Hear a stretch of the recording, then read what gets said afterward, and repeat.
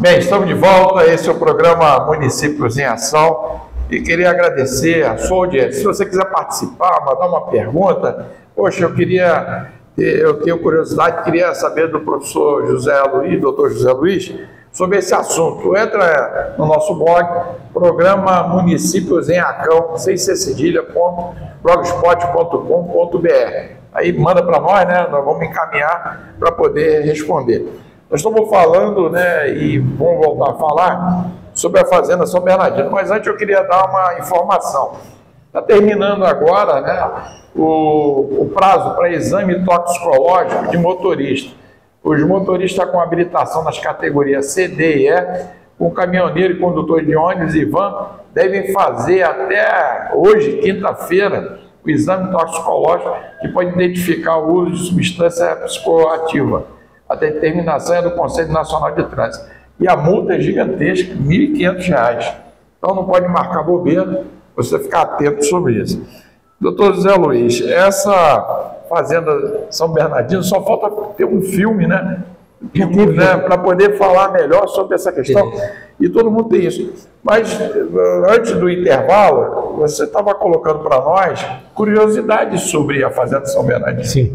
Exemplo, ela tem muita lenda, né?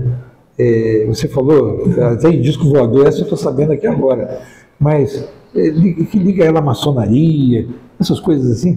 É possível que o Bernardino até fosse maçom, tinha uma loja maçônica em Iguaçu, né? Mas a fazenda em si é um palacete, né? Era um palacete muito luxuoso, onde o rigor construtivo foi muito observado. Para você ter ideia, ela tem a face dela principal, a fachada principal, voltada para um renque de palmeiras, né, que vai parar na antiga parada São Bernardino.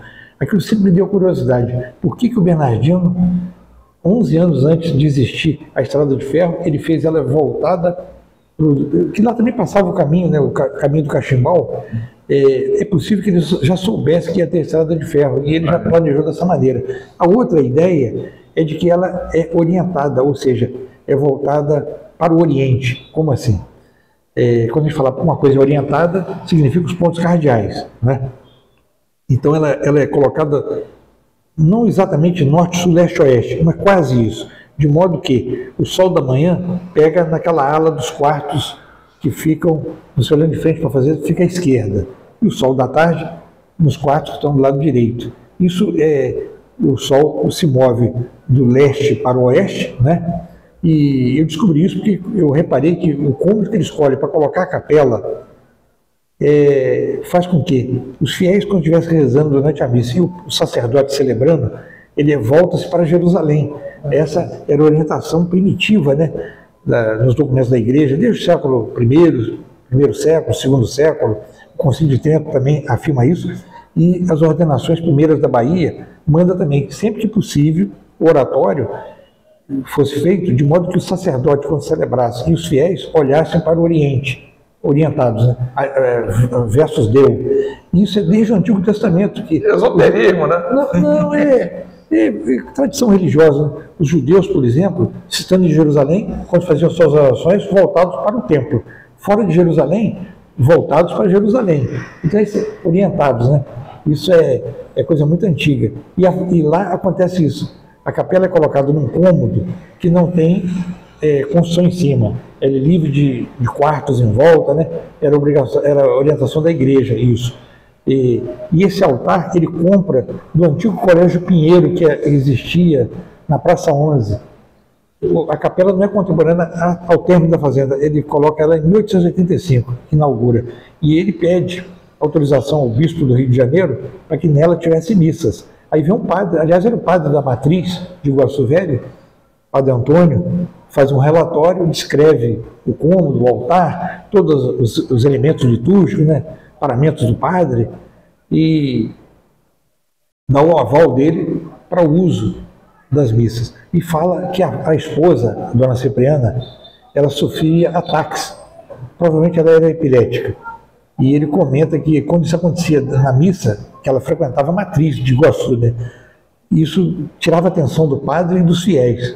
Não sei se acontecia muito. E ele comenta isso, mas deixa ao juízo do bispo se deve dar autorização para as missas. Aliás, ele diz isso até como forma de forçar que ela pudesse ter missa em casa, porque quando acontecia na matriz, os ataques convulsos, né, criavam constrangimento, porque realmente não tem sentido ter uma capela na fazenda se a matriz ficava a 1 quilômetro dali. E eu tenho para mim que a razão principal foi os ataques da esposa, né? Agora, doutor José Luiz, essa questão ali, pelo investimento que foi feito, fazia também transações de compra de ouro? Era um local de transação? Não, porque houve-se muito comentário que a depredação das parelhas era porque se achavam dobrões de ouro. Não, isso é lenda urbana, né? O pessoal não pode ver nada velho, antigo, que já diz que tem pote de barro cheio de moedas enterrado. Olha, já existia banco, a Vila de Iguaçu tinha um banco, o Banco do Souto. Esse Souto era um banqueiro do Rio de Janeiro. A Casa Souto era muito conhecida e ele tinha uma filial em Iguaçu. Então o Bernardino guardava o dinheiro no banco, né? Não era enterrado em panela. Agora, por exemplo, a fazenda, a beleza dela, a riqueza dela está pelo seu caráter construtivo. Você vê, ela tinha porão elevado. Isso fazia com que o clima ficasse muito mais fresco, o porão ventilado, né? Tinha adega no subsolo, porão elevado, 4 metros de pé direito, forro toda forrada em pinho de riga, e coberta por telhado colonial, e construída dessa maneira, norte, sul, leste, oeste. Ela tinha ventilação cruzada de todos os lados. Ela tinha um jardim interno, ela formava uma letra U.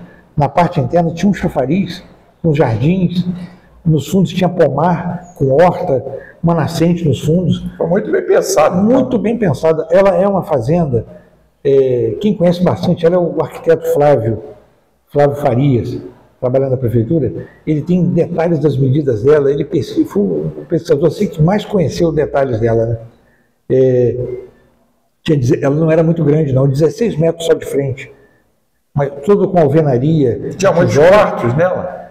Não tinha muitos quartos, cerca de uns 8 quartos, 40 cômodos, se você contar as quantidades de divisões, dão 40 cômodos.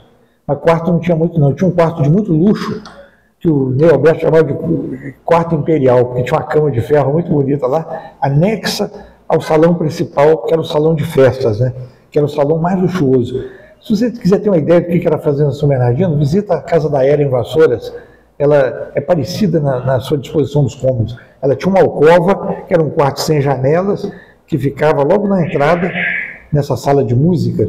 Tinha um quarto sem janelas, chamado de alcova, onde o visitante que precisasse pernoitar na fazenda, para não ter acesso à parte íntima, ele entrava no quarto para dormir, era trancado por fora. Caramba. Lá dentro tinha uma bacia, um jarro com água para o serviço da noite, ou tomar água ou se lavar, né? Um urinol que ficava num criado mudo, uma cortininha. O cara não podia sair nem para ir no banheiro. Muita gente não sabe o que é urinol. Pinico, popular pinico. E uma cômoda, né? E a cama. Os quartos das donzelas, geralmente, hoje mesmo visitando as mães, você tem uma ideia. Era o quarto dos pais e o quarto das moças solteiras. Um quarto passava dentro do outro. Você abria a porta e chegava no outro quarto, para preservar a intimidade das moças. Os viajantes que viajavam pelo Brasil, os mascates, você vê isso em vários relatos, eles contam assim: olha, as fazendas têm mulher, mas é difícil você ver as mulheres, porque os fazendeiros escondem ela, né? Elas ficam na ala íntima, a qual o visitante não tem acesso, então ela ficava preservada. Dessa igual um harémzinho, né? Tipo, não era um harém, porque a finalidade do harém era outra, né?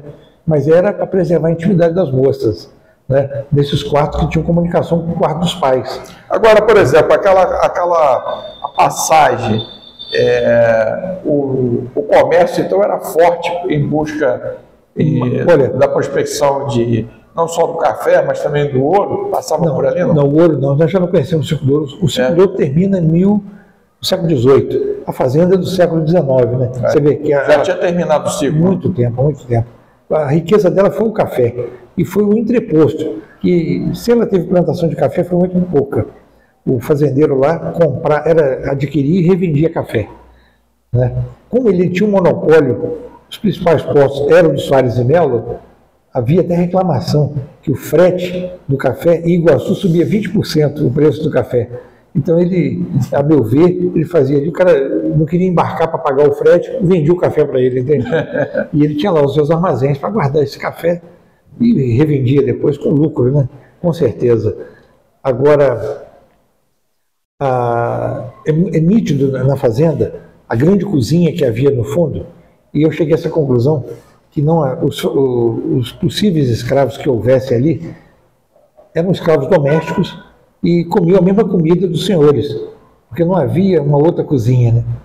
E não achamos ainda requisitos da chamada cozinha suja, que era aquela cozinha quando tinha matança de animais, boi, porco, sempre tinha uma cozinha do lado de fora, e ela certamente tinha essa cozinha suja, que foi uma construção que fizeram depois, que fecharam a letra U, fazendo em forma de U, né? Em um formato até diferente do neoclássico, que é o estilo da fazenda. Tinha lambrequins, enfeites, né? E ali também havia um banheiro. E ela teve água encanada. Quando fizeram a captação de águas em 1876 para abastecer o Rio de Janeiro, o Bernardino de Melo conseguiu que saísse encanamentos de chumbo. Foram roubados até há pouco tempo. Eu vi lá onde arrancaram as valas, né? Fizeram a vala para tirar o encanamento dela. Esse é o programa Município em Ação, hoje com a participação do doutor José Luiz, presidente do Instituto Histórico e Geográfico Nova Iguaçu. Vamos dar um rápido intervalo e vamos saber mais o que ocorreu por causa da decadência da Fazenda São Bernardino. Voltamos já já.